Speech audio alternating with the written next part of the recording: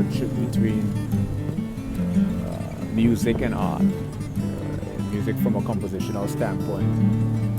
You have phrasing, like when you have a melody or when you solo it, there's a term called phrasing. Phrasing is basically and that correlates, again, music correlates with linguistics, language and human interpersonal communication, where phrasing is just the way where we pause between the sentence, like where there's a pause. We pause between the sentence. That has to do with the whole